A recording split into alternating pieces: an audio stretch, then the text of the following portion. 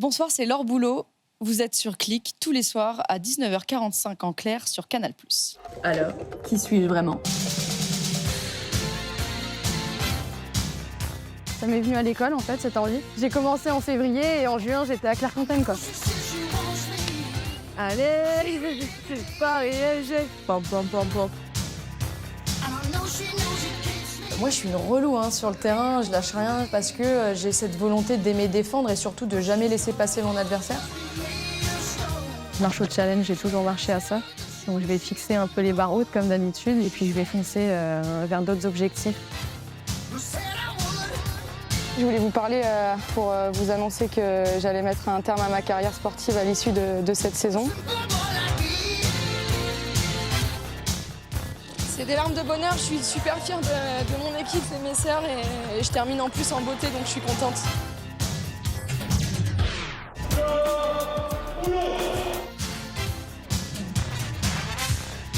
Elle vient de mettre un terme à sa carrière pour en débuter une nouvelle avec nous, mesdames et messieurs, mademoiselle Laure Boulot. Je suis super contente parce que je termine là où je voulais terminer. Bienvenue. Merci, Ça va bien? ça va et toi? Bienvenue dans Click. On est bien ici, hein Je suis très heureux que tu sois là, en particulier aujourd'hui. Ça me touche que tu sois venu dans cette émission. C'est plaisir. J'ai annoncé avant une star du foot et pas une star du foot féminin. C'est bien, c'est bien. Est-ce que ça te fait plaisir qu'on dise pas foot féminin? Moi, parce que je trouve que c'est un non-sens, en fait, finalement, de dire ça, parce que le foot, c'est le foot, quoi.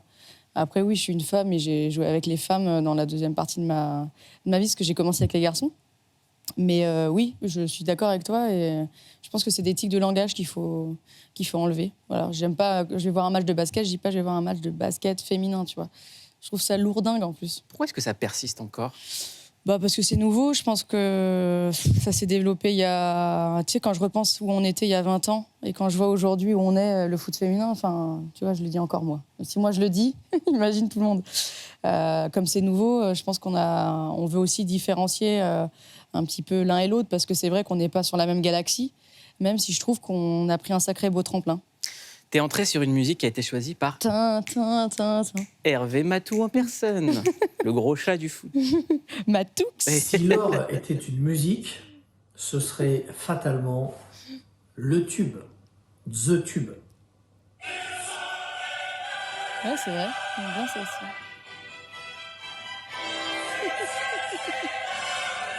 Et bon, ça lui rappelle un peu le boulot. Le boulot. Quel humour! On sait s'amuser dans le foot. Hein. Ouais, dis donc! Jeu de mots et calembour! Ah ouais, il y a des joyeux drills. Ah là là, ouais. Écoute de la drill. Je sais pas, je pensais qu'il allait choisir la musique du PSG, justement, qui était sur le petit clip avant que j'arrive. Alors, on va rappeler le palmarès, Mm. parce qu'on est face à une légende du foot. Ouais, j'ai pas gagné grand-chose. Mais... Bah si, tu as décroché 2 fois la Coupe de France, 6 fois vice-championne de France avec le PSG, finaliste de la Ligue des Champions en 2015. 2 fois. Voilà, 65 sélections en équipe de France, 225 matchs au PSG et 18 buts. Élevé au rang de chevalier de l'Ordre national du mérite par le président Emmanuel Macron en 2024.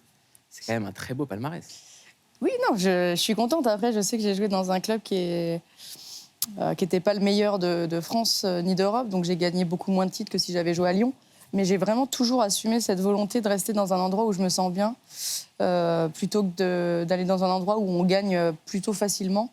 J'aime bien les challenges, j'aime bien les trucs un peu plus difficiles. Et puis surtout, je suis un peu une émotive. Voilà, je me suis accrochée à mon club parce que j'avais envie d'écrire une histoire avec. Et je trouvais ça dommage de partir et de dire, bon, je vais aller gagner 2-3 titres ailleurs. Non, l'histoire, c'est que j'en ai pas gagné beaucoup, mais ceux que j'ai gagnés, je peux te dire que je les ai bien fêtés. Avec du recul, est-ce que tu as conscience d'avoir fait une grande carrière de sportive? Oui. Après, j'ai l'impression que j'aurais pu faire mieux si j'avais été un peu moins torturée au niveau de mon mental, mais je me posais beaucoup trop de questions. Donc je me suis blessée un petit peu. Enfin, je sais pas si tu sais, mais j'ai eu des blessures pendant ma carrière qui m'ont éloignée des terrains, mais assez longtemps à chaque fois. Tu vois, j'ai pas eu des contractures. Moi, j'avais croisé ou des trucs assez graves.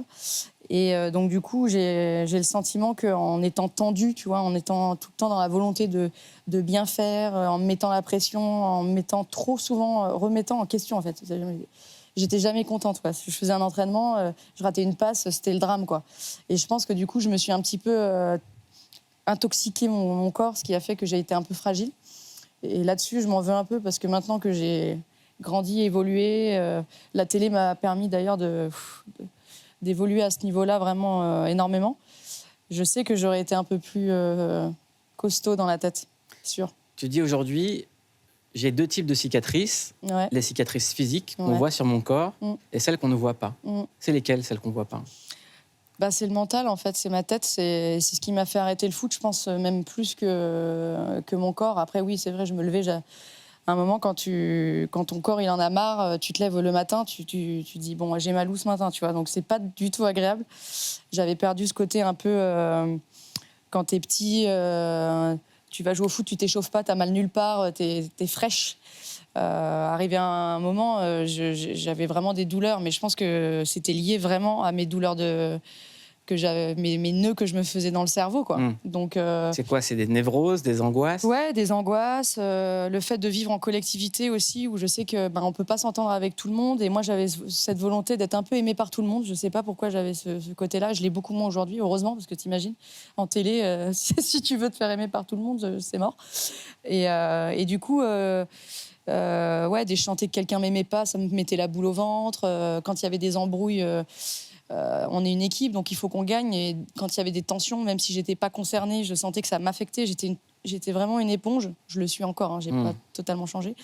Mais du coup, c'est vrai que nerveusement, ça m'a rincée, quoi. Donc j'ai eu des vraies souffrances, on va dire, psychologiques pour garder cette intensité du très haut niveau, quoi. J'étais au bout du rouleau, c'est le cas de le dire. Et qui est-ce qui t'a aidé à tenir dans ces moments durs?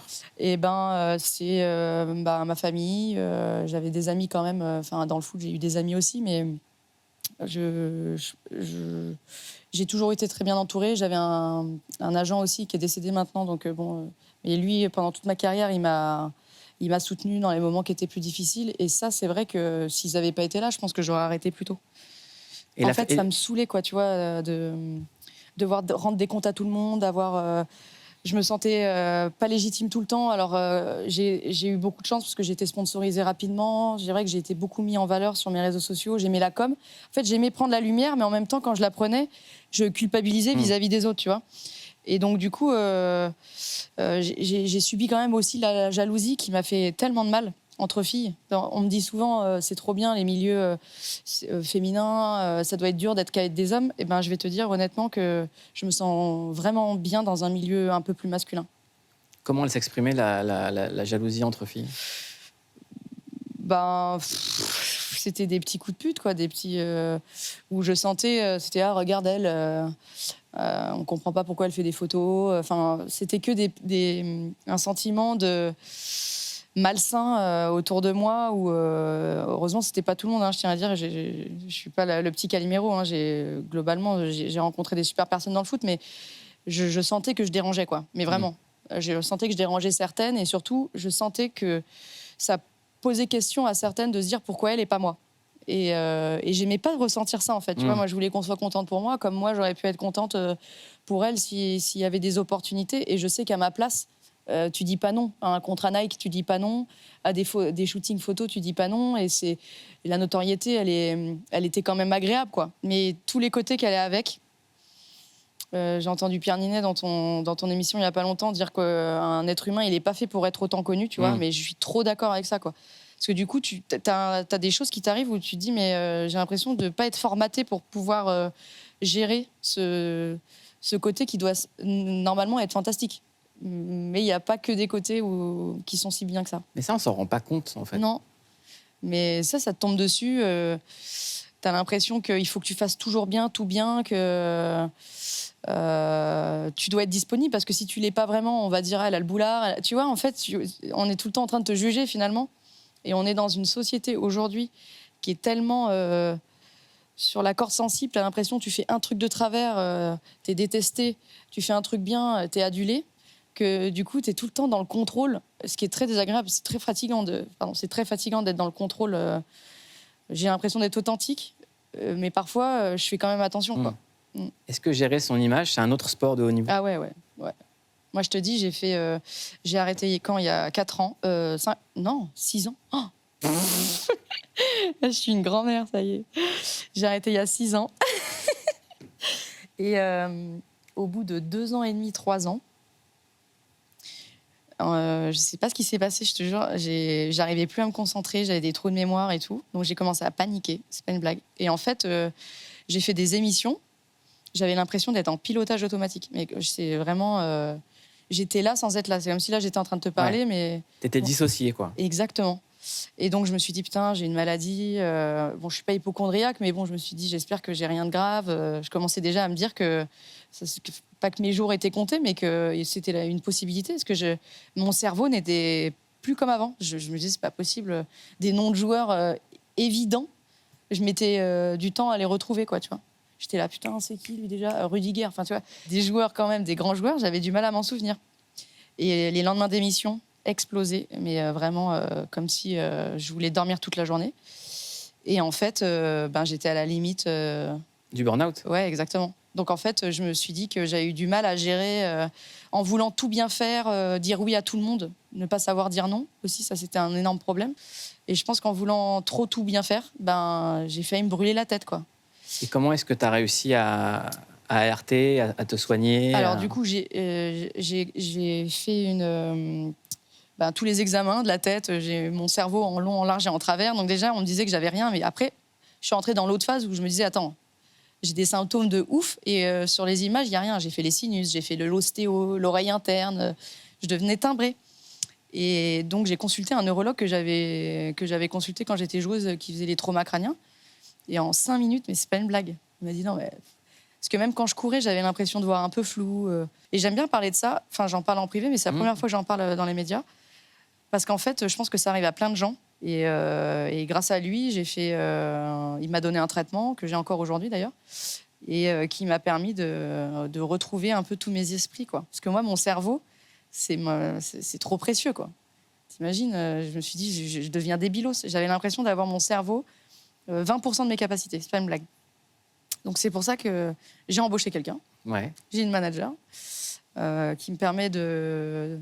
Je déteste tout ce qui est administratif. J'ai la phobie de ouf de ça. Donc elle gère toutes les entrées, etc., le planning. Elle sait dire non. Donc tu vois, maintenant que je veux dire non, je lui dis, tu dis non, s'il te plaît. Et donc elle le fait pour moi et je culpabilise pas de ça, tu vois. T'as libéré l'espace sur ton disque dur. Exactement. Et du coup, j'ai l'impression que mon cerveau est redevenu rapidement frais. Et je suis bien contente, mais j'alerte tout le monde. Et là, t'es à combien de pourcents devant moi? Là, j'ai l'impression que je suis un peu à 90, que je suis un peu fatiguée après la naissance de ma fille. Là, la fatigue, ça agit quand même sur le cerveau, mais ça va. J'ai retrouvé mes capacités mentales. Mais il paraît qu'il y a des gens qui ont ce genre de symptômes, qui vont tellement loin. Un jour, ils sont sur leur scooter, ils s'endorment sur leur scooter. C'est mon neurologue qui m'a raconté des trucs. Il m'a dit heureusement que tu es sportif parce que tu as vite décelé qu'il y avait un petit truc qui n'allait pas, qui t'a permis tout de suite de soigner, quoi. C'est important de passer ce message dans cette émission, parce qu'il y a plein de jeunes qui nous regardent. Voilà, si vous sentez que ça ne va pas, allez consulter un spécialiste. Non, bien sûr, la tête, si tu sens que tu es KO le matin alors que tu as dormi 8-9 heures, clairement, c'est que... Bon, il y a plein d'autres possibilités, mais si tu sens que ton esprit n'est pas là, que tu as du mal à récupérer, c'est évident qu'il faut aller consulter, aller voir son docteur, etc. Et il y a des traitements qui marchent très bien. En tout cas, tu es là parce que tu passes le relais à une nouvelle génération dans une émission qui s'appelle Au Micro. C'est une émission que tu co-animes depuis le 10 avril. C'est tous les mercredis à 23h25 sur Canal et c'est disponible quand vous voulez sur MyCanal. À tes côtés, on retrouve Redouane Bougueraba, un talent clic, Hervé Matou, le gros chat, et David Ginola. C'est quoi le concept? Le concept, en fait, c'est de faire un casting géant sur la France pour essayer de trouver une nouvelle voix, et pas la nouvelle voix, parce qu'on a déjà des belles voix sur Canal, mais des gens qui viennent de partout, quoi, de tous les horizons, souvent amateurs. Il y a un prof d'histoire géo, il y a un mec qui travaille à Orly, il Il y a un jeune qui, qui a que 18 ans qui termine ses études. Donc il y a plein de profils différents. Et en fait, ils pouvaient s'inscrire librement. Donc il y avait des candidatures libres. On a eu, je crois, 10 000 candidatures. Et nous, on a visionné, enfin en tout cas, on a reçu pour les 3 premiers épisodes devant nous les 30 meilleurs. Donc 10 dans chaque ville. Donc on est allé au Parc des Princes, pas mal. Vélodrome. J'ai eu peur pour moi, mais ça s'est bien passé. Et on est allé à Lens, à Bollaert. Et donc là, on a fini, pour l'instant, on a fini le casting des 12 meilleurs. On a pris 4 voix dans chaque ville. Je veux pas spoiler, mais... Non, mais ils sont passés, c'est pour ça que je dis ça. Voilà. On regarde un extrait. Travailler pour le service des sports de Canal, ce serait vraiment un truc de fou, parce que pour moi, le foot, c'est Canal+. Vous allez commenter des matchs du Champions League. Vous avez 1 minute pour convaincre le jury. On va au micro? C'est le moment. Allez au micro. Avoir une voix, c'est bien, mais ça ne suffit pas. À l'entrée de la surface pour Iniesta! C'est ce qui peut faire la différence, l'originalité. Un commentateur, on l'attend également sur le fond. Est-ce que c'est la plus large victoire du PSG en Ligue des Champions? Non, je pense pas. Ah mais c'est pas une réponse, je pense pas. Et le stade de Séville, du coup, c'est quoi le nom? C'est l'Estadio Ramon Sánchez Pizjuán. Si, señor. C'est le frère caché de Benjamin Pavard. L'idée de cette émission, c'est de trouver une nouvelle voix qui s'ajoute à toutes les magnifiques voix qu'on a sur Canal. Et dans le foot, il y a des voix mythiques. On en parle juste après ça. Commenter le sport, c'est tout un art, car que ce soit pour nous transporter virage après virage... Accélère! Accélère! Oui, il va aller la chercher! Ne lâche pas! Ou nous faire vibrer au rythme des planchers de NBA... Regardez! Il tient le ballon comme une pamplemousse! Il faut du talent pour raconter la magie du sport, et on s'est tous déjà retrouvés un jour suspendus aux lèvres des commentateurs sportifs. La foudre vient de s'abattre sur le Parc des Princes! Mais il n'y a pas que le sport qui fait naître des voix mythiques. Ici la voix. Car sur petit comme sur grand écran... Let me tell you about a voice. Not this voice, but the one inside. Ou même dans notre vie au quotidien... Certaines voix marquent à jamais, et ce, depuis le plus jeune âge. Nuage magique! Mais quand il est question de voix, c'est sans doute la musique qui nous aura fait vivre nos plus grands frissons.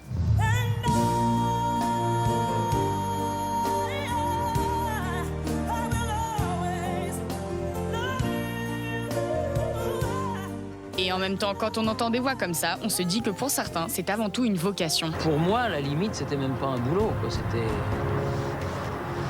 une aventure permanente. Ah là là. Ouais, ça rappelle des souvenirs. Tout à fait, Thierry. On n'a pas vu l'autre Thierry Gilardi sur les images. Évidemment. Parce que lui aussi, Thierry Gilardi, paix à son âme, très très grande voix. Et je tiens à adresser un immense salut chaleureux à notre ami Charles Bietri, qui avait été là le premier jour de la chaîne Click TV, chaîne qui reviendra bientôt, je l'annonce ici. J'aimerais qu'on regarde une image qui m'a beaucoup touché. C'est une annonce que tu as faite. Regarde. On va faire une petite parenthèse, quelques secondes, mais c'est une parenthèse enchantée. Vous avez quelque chose à nous annoncer? Oui, parce que je vais avoir du mal à le cacher un peu plus longtemps, parce que j'attends un petit bébé qui commence à pointer le bout de son nez. Ah, c'est beaucoup ça, même. C'est ça ouais. D'accord. Donc voilà, et je lui fais vivre des émotions assez incroyables, et j'ai l'impression qu'il aime bien la Ligue des Champions. Il commence bien, il est dans le ventre, il a fait Bollaert hier, il fait St. James Park ce soir. On est content pour vous, on vous félicite. Pourquoi avoir tenu à le faire là, dans un stade? Je trouvais ça symbolique, en fait, de le dire à ce moment-là, parce que de toute façon, ça commençait un petit peu à fuiter sur les réseaux sociaux, et puis on sait dans quel monde on vit maintenant, où tout est sorti, et je voulais quand même pouvoir le dire. Je trouvais ça un peu bateau de l'annoncer comme ça, en faisant une vidéo. Et puis j'en ai discuté avec Hervé, parce que là, on a eu 2 déplacements. On avait fait Bollaert la veille et Newcastle le lendemain. J'en discute et il dit tu veux pas l'annoncer à l'antenne? Et je lui dis franchement j'aimerais bien. En plus j'ai le sentiment d'avoir une grosse appartenance à Canal+. Et je trouvais ça bien d'être associée aussi à ma chaîne qui m'a offert cette reconversion qui me fait vraiment rêver, c'est le cas de le dire. Et d'associer cette nouvelle de ma vie en travaillant, tu vois. Là je travaille, j'étais fière de bosser en fait en attendant mon bébé. Vraiment. Et puis j'ai essayé de tenir. T'as vu, j'ai tenu jusqu'au bout Ouais. du bout. J'ai cru que j'allais accoucher sur le plateau, quoi, à la fin. J'ai tenu jusqu'au 14 février. En tout cas, leur boulot, maman heureuse. Ouais, trop. Ouais, vraiment. J'ai eu le droit à un DM que je vais dévoiler dans cette émission. Un jour, je me réveille, je vois un message, leur boulot, fait des enfants, c'est incroyable. Ouais, c'est vrai. Voilà. En plus, j'étais au début, et maintenant, elle dort toujours pas totalement, mais tu sais, au début, tu prends quand même. C'est un raz-de-marée, hein, un bébé qui arrive. Surtout, moi, c'est mon premier, donc tu es un peu stressé pour plein de choses. Mais franchement, je te jure, c'est débile, mais je la vois éternuer. Genre, je suis en admiration, quoi. Tu sais, genre, je vois un mini être humain, les miniatures, tu sais, même les doigts, les pieds. Les éternuements aussi, enfin tout ce qui nous paraît anodin, nous, sur elle, j'ai l'impression que c'est magnifique, quoi. Voilà, c'est toi qu'il faut engager pour parler du réarmement démographique. Ouais. Tu seras la meilleure ambassadrice.